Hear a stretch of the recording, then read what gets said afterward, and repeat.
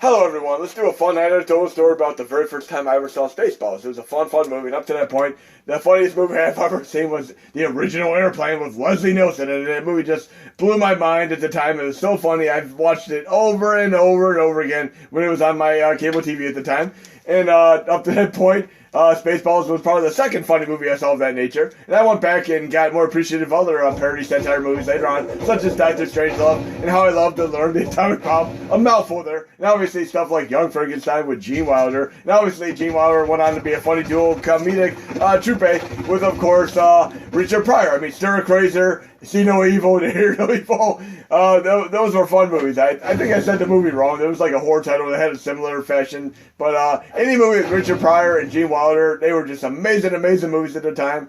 And I also loved, like, later on, stuff like David Spade and Chris Farley, fun comedic duos as well.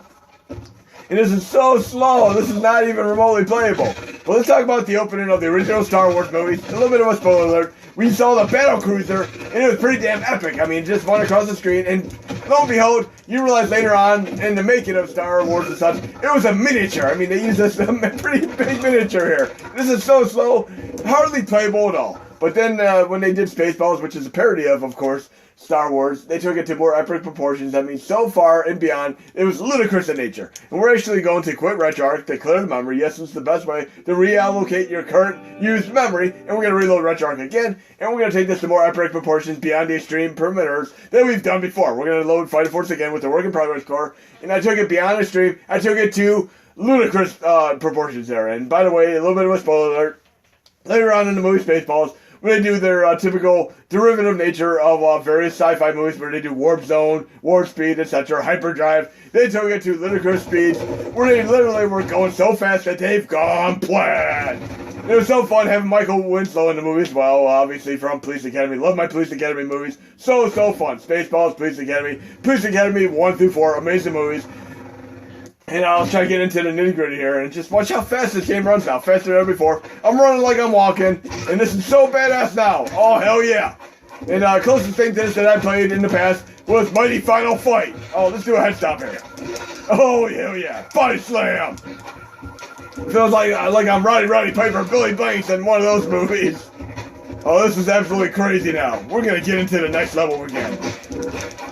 And by the way, we're going to be, like I said, use a little bit more memory than normal because of the way this is run. It's like literally crazy performance. Out of bounds here. It was epic, ludicrous perimeters. And the other thing that was fun that I did that night, we played the game Gauntlet for NES, which happened to come out around the same time. And it was so awesome of a game. 2-player mode activated. Obviously, it got crazy, like bad crap crazy, when we got to the invisible stages. Trying to do 2-player mode activate in the normal stages, let alone the invisible stages. Oh, this is so absolutely amazing. And by the way, the sRGB toggle is still applicable to many Nintendo 64 games due to the memory leak on many classics. And the way you do the sRGB toggle, I'll show you it again in a moment. Let's take out a few more enemies here. Another body slam.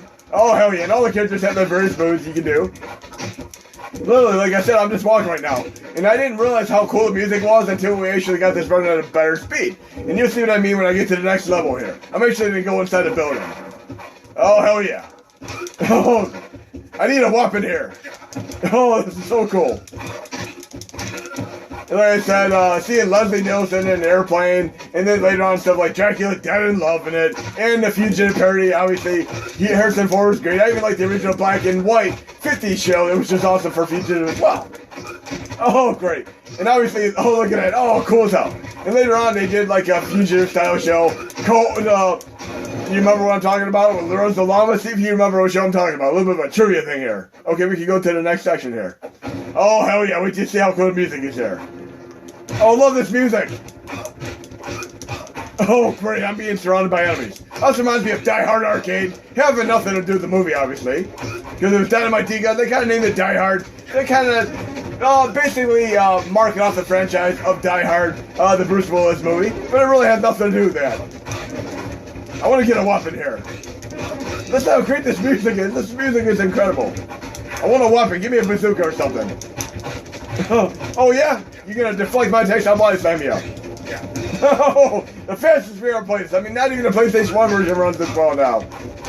And we're going to do a couple more tech demonstrations here. But yes, we're running ludicrous speed right here. And you ready for the clincher, the kicker here? After we take a couple more enemies out, I'll show you. And this is a great 2-player mode entry game as well, folks.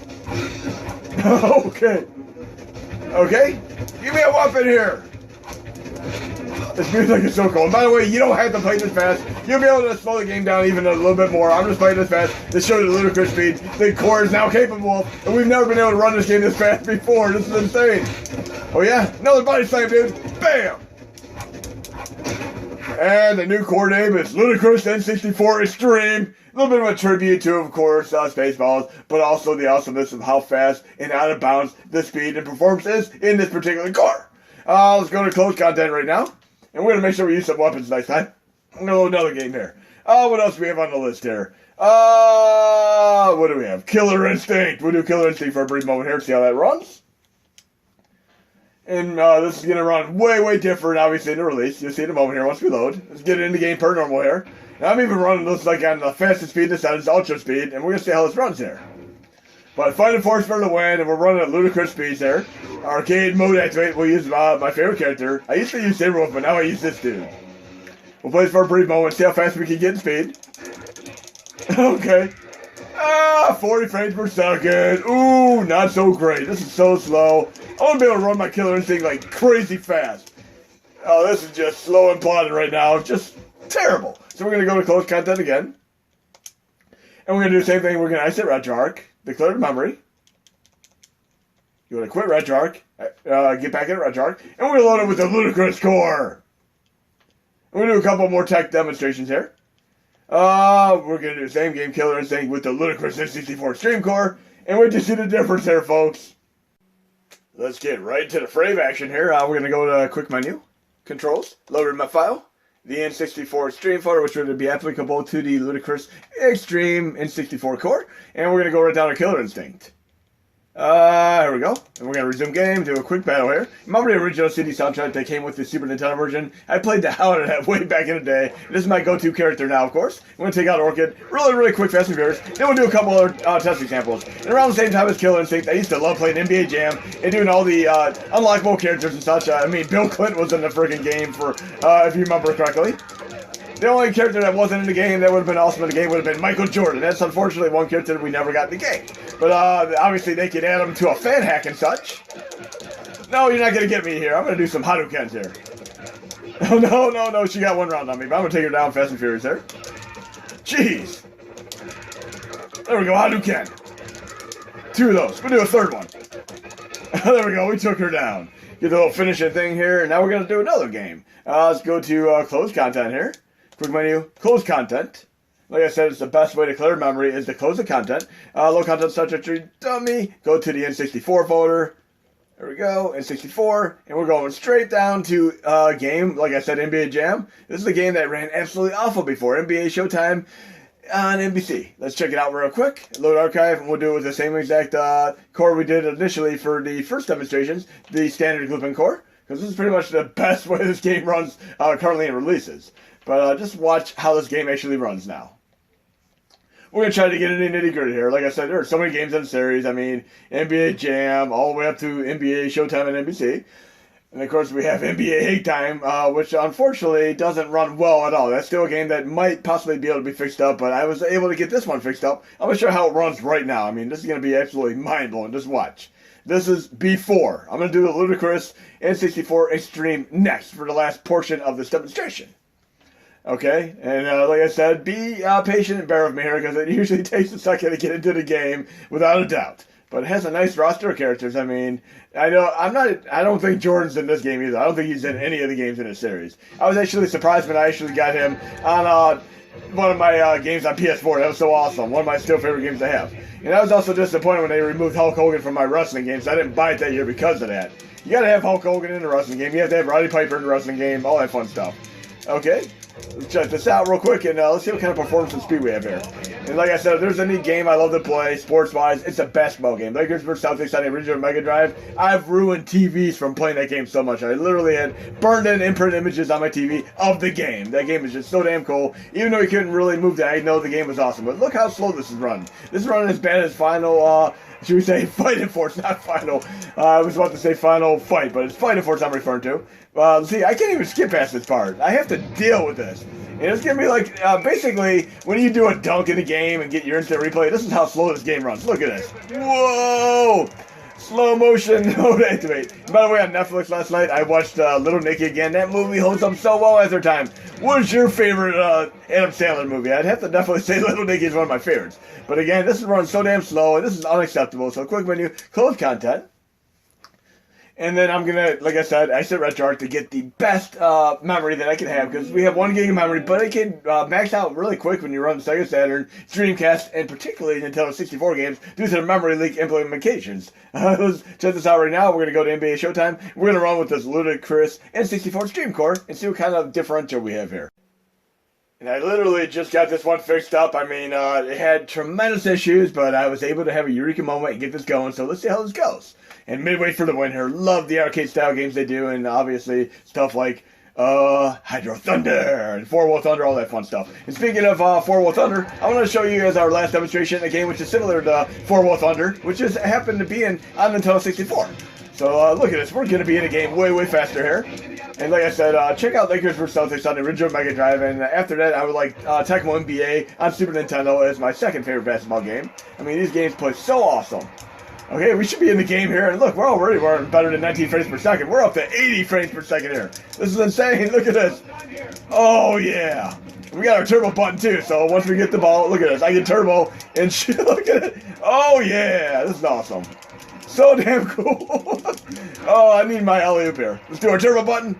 Whoa! A little layup there with a fingertip roll. And you don't have to play it this fast. I'm just showing you how fast this can run now. This is insane. Whoa! Oh, yeah, the fake and wait fade out. Okay, but in any case, we're going to do one more demonstration here. We're going to go to Monster Truck Madness. And I'm going to show you another memory clear trick right now. And if you're a fan of Hydro Thunder, you will like Off-Road Challenge, and of course, 4-Wheel Thunder, Off-Road Thunder, etc., and now Monster Truck Madness 64. These are all similar games in nature. They are so damn awesome. We'll check this out for a brief moment. I'm also going to show you the memory clear trick, because the one way we can do it is obviously closing content next to the RetroArch, but the other way you can do it, I'm going to show you right now, before I get into the race. We're going to go into RetroArch Video Settings, Output, sRGB toggle, bam. And you do it once on or off, it doesn't matter which way, and then you go back to resume. And then you'll have the memory cleared for that given frame, time, and moment. Let's check this awesomeness out. We're going to end on a high note here and do a crazy jump. And by the way, the controls are a little bit wonky in this game, even on the real hardware. It is the way it is. These are very, very sensitive controls. So don't do crazy power steering in any direction. I mean, just be very, very sensitive in your controls. We're going to get a little bit of a power up here. See what this first power-up is here. I'll try to be next to an enemy. I think it's one that can actually zap an enemy right off the track. And you have some nitrous in the game as well. There we go. I blasted that guy right off the track. I want to do a jump here. This game is so damn awesome. I missed the blue diamond there, the blue gem. And I'm still finishing up Phoenix Worlds Rising, which is one of my favorite games on Xbox One right now. It's also on Switch, and of course PS4. Fun game. A lot like Breath of the Wild. It has a little bit of elements of earlier games, like the Odyssey, Assassin's Creed game, which the same developer made. Okay, Ubisoft Quebec. Look at this. Whoa, look at that awesome jump. And there are quite a few in this game. But awesome winter game. Like I said, I'm going to showcase more games next video. I thoroughly hope you enjoyed this video, and there'll be more to come.